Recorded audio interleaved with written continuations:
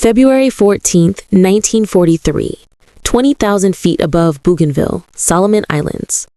The air inside the cockpit is thin, freezing, and smells of hydraulic fluid and nervous sweat.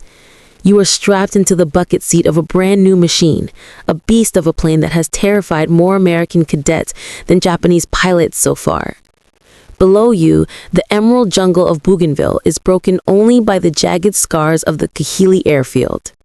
Major William Dicey, commanding officer of Marine Fighting Squadron 124, VMF 124, scans the horizon.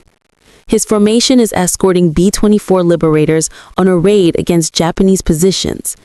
The plane vibrating around him is the Vought F4U Corsair. It is massive. It is heavy. And to the pilots flying it for the first time in combat, it feels less like a rapier and more like a sledgehammer. Suddenly, the radio crackles. No warnings, just the scream of engines. High above, out of the blinding tropical sun, 50 Mitsubishi A6M Zeros descend like a swarm of angry wasps. The Japanese pilots, veterans of the Naval Air War, look down at these new American silhouettes. They haven't seen this shape before. The wings are bent in a strange, inverted gull shape. The nose is comically long. To the graceful, lightweight Zeros, this new American fighter looks like a brick trying to fly. The Zeros dive. Major Dicey hauls back on the stick, trying to bring the nose of his Corsair around to meet the threat. But the Corsair is heavy. It doesn't snap into a turn like the Wildcat, and it certainly doesn't dance like the Zero. The Japanese pilots exploit this instantly. They turn inside the Americans with contemptuous ease, their 20mm cannons shredding the aluminum skin of the Marine fighters. It is a slaughter. This is the St. Valentine's Day massacre. By the time the smoke clears and the surviving Americans limp back to Guadalcanal, 2 Corsairs, 2 B-24s, and 4 P-38 Lightnings accompanying them are gone. Back at the Japanese officers' mess that night, the mood is jubilant. The pilots mock the new American bird. They call it clumsy. They laugh at its inability to dogfight. They toast to the fact that the Americans have clearly built a lemon, a heavy, ugly monstrosity that can't turn, can't see behind itself, and offers an easy target for the nimble swords of the Imperial Navy. They have no idea that they have just poked a sleeping dragon. They have no idea that the clumsy behavior they just witnessed is a temporary growing pain. They have no idea that the strange, bent-winged beast they just mocked is built around the most powerful heart in aviation history. To understand why this machine would eventually become the Angel of Okinawa, we have to understand why it was built this way. The Corsair wasn't designed around a pilot, or a gun, or a wing. It was designed around an engine. Meet the Pratt & Whitney R2800 Double Wasp, an 18-cylinder, air-cooled radial monster capable of putting out 2,000 horsepower. When Vought engineers looked at this engine in 1938, they realized it was powerful enough to pull a train. But to harness that power, to turn that horsepower into thrust, they needed a propeller that was over 13 feet in diameter, and that created a nightmare. If you mount a 13-foot propeller on a standard wing, the blades will chop into the runway on takeoff. To clear the ground, the landing gear would have to be incredibly long, stilt-like. But long landing gear is fragile. It snaps on hard carrier landings. It folds under stress. So, the engineers did something radical. They bent the wings. By angling the wings down from the fuselage and then back up, they created the iconic inverted gull wing. This lowered the mounting point for the landing gear, allowing it to be short, stout, and strong while keeping the massive propeller high enough to clear the deck. It was a brilliant engineering solution. It created a plane that was faster than anything else in the sky, the first American fighter to crack 400 miles per hour in level flight. It was a masterpiece of aerodynamics and brute force. But there was a catch. There is always a catch. While the engineers at Vought were popping champagne over their speed records, the Navy test pilots trying to land the thing on an aircraft carrier were terrified. The very design features that gave the Corsair its speed were about to earn it a dark, blood-soaked nickname. The Japanese might have thought it was a joke, but to the young American ensigns trying to qualify on carriers, the F4U was becoming a death trap. September 25th, 1942. Aboard the USS Sangamon, Chesapeake Bay. The deck of the escort carrier Sangamon pitches gently in the Atlantic swell. Standing on the landing signal officer's platform, Lieutenant Commander Tommy Booth watches the approach of the Blue Beast. It's a testing day, and the tension is so thick you could cut it with a bayonet. Coming in on final approach is the F4U-1. From the outside, it looks predatory, a shark with bent fins. But inside the cockpit, the pilot is fighting a losing battle against physics and geometry. This is the Corsair's fatal flaw, the defect that nearly killed the program before it began. Sit in that seat for a moment. The nose of the Corsair stretches out 14 feet in front of you to accommodate that massive fuel tank and the double wasp. In flight, it's fine, but when you flare for a landing, pulling the nose up to catch the arresting wire, that long nose rises up like a wall. You are blind. You cannot see the deck. You cannot see the LSO. You cannot see the wires. You are hurtling towards a floating steel island at 90 knots, completely blind to what is directly in front of you. To compensate, pilots have to approach the carrier in a long, curving banked turn, keeping the deck visible out the side window until the very last second before snapping the wings level and praying. But the blindness isn't the only problem. On the deck of the Sangamon, the Corsair hits the wood, and then it happens. The plane doesn't stick, it bounces. The oleo struts in the landing gear are too stiff. They act like pogo sticks. The massive 12,000-pound fighter leaps back into the air, floating over the arresting wires. The pilot panics and cuts the throttle. The left wing drops, a terrifying characteristic called a torque stall. The massive engine torque flicks the plane. Smash! The Corsair cartwheels across the flight deck, debris scattering into the ocean. The crash siren wails. This isn't an isolated incident. It is happening again and again. The hydraulic fluid leaks onto the windshield, blinding pilots further. The engine cowflacks jam open, spraying oil. In the ready rooms, the whispers turn into dark humor. They stop calling it the Corsair. They start calling it the Ensign Eliminator. The Navy brass has seen enough. They look at the carnage on the flight decks, they look at the terrified, fresh-faced pilots, and then they look at the Grumman F6F Hellcat, the Corsair's rival. The Hellcat is slower. It's uglier in a boxy, dependable way, but it is easy to fly. It lands on a carrier like a docile golden retriever. The decision is made. The Navy chooses the Hellcat as its primary carrier fighter. The Corsair is officially rejected. It is a humiliating demotion. The fastest, most powerful fighter the U.S. Navy has ever developed is deemed unfit for carrier duty. It is banished to the sandbox, relegated to land-based squadrons with the Marine Corps. For the Marines stationed on the miserable, rot-infested islands of the Solomons, getting the Navy's rejects seems like a raw deal. They are living in mud, fighting malaria, and eating powdered eggs.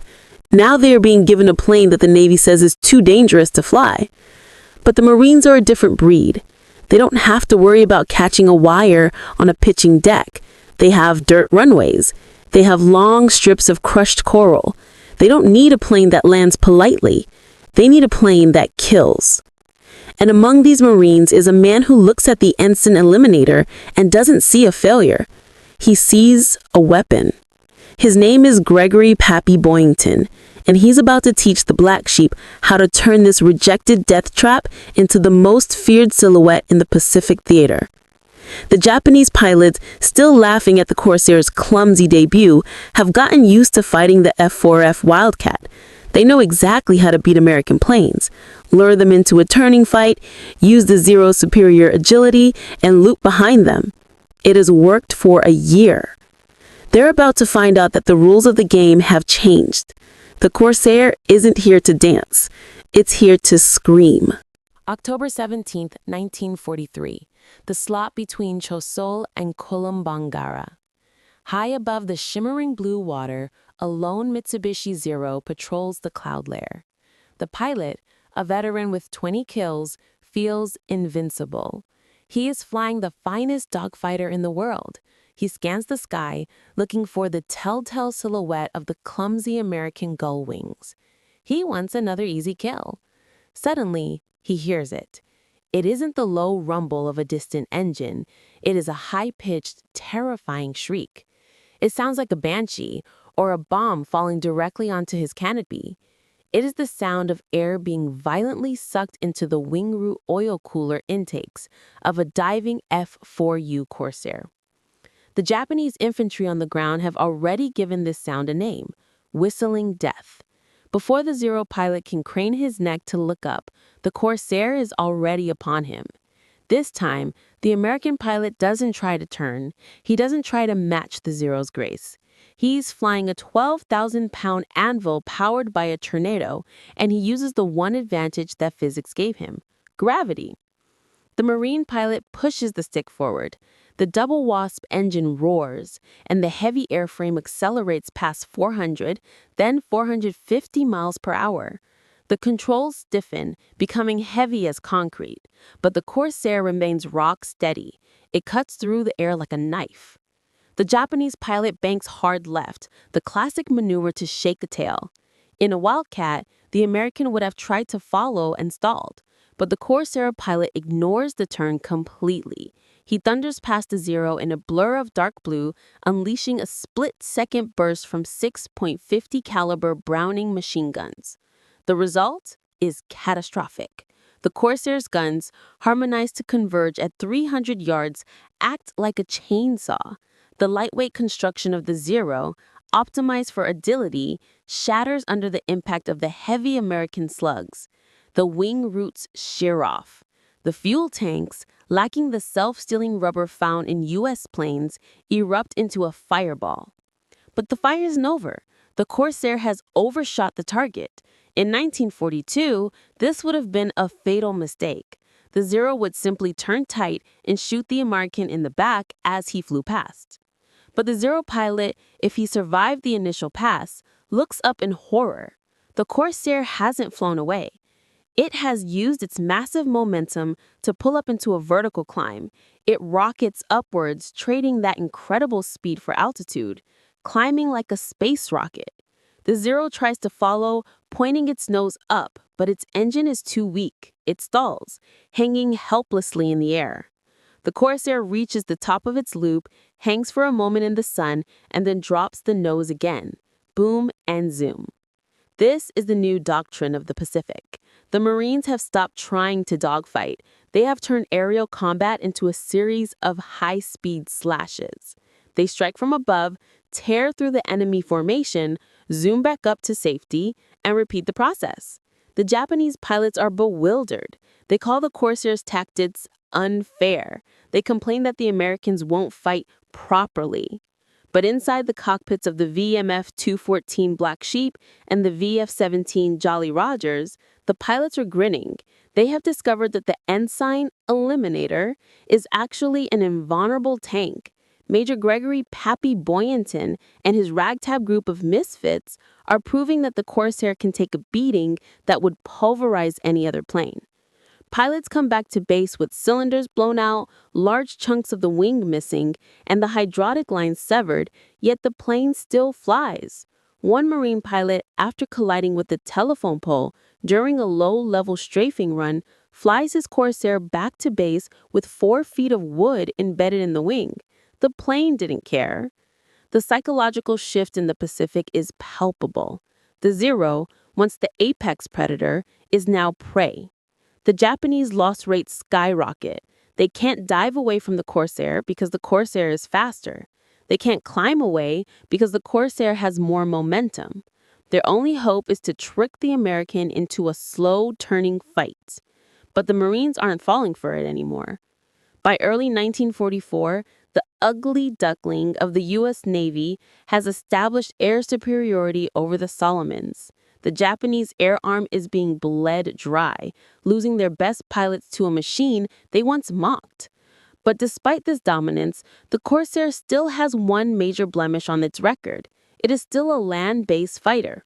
The Navy carriers, the spearhead of the drive toward Tokyo, are still filled with Hellcats. The Corsair is skill banned from the boats. So to truly win the war, to strike at the heart of the Japanese Empire as the fleet moves north, the Corsair needs to go back to sea. And help comes from an unlikely source, the British Royal Navy, who looked at the Ensign Eliminator and decided that they could teach this American dog a new trick. April 1944, aboard HMS Victorious, North Sea. The British Fleet Air Arm pilot approaches the carrier deck, but he's doing something that would make a U.S. Navy safety officer scream. He isn't lining up straight. He is banking in a continuous, sweeping left-hand turn. The British realize something simple: if you can't see over the nose, don't look over the nose. By keeping the plane in a curve until the very last second, the pilot can look out the side of the canopy, keeping the deck in view the entire time. They also clip the wingtips to fit the planes into their smaller hangar decks, inadvertently dampening the bounce that terrified the Americans. The method works. The unlandable plane is tamed. December 1944, aboard the USS Exis Pacific Ocean.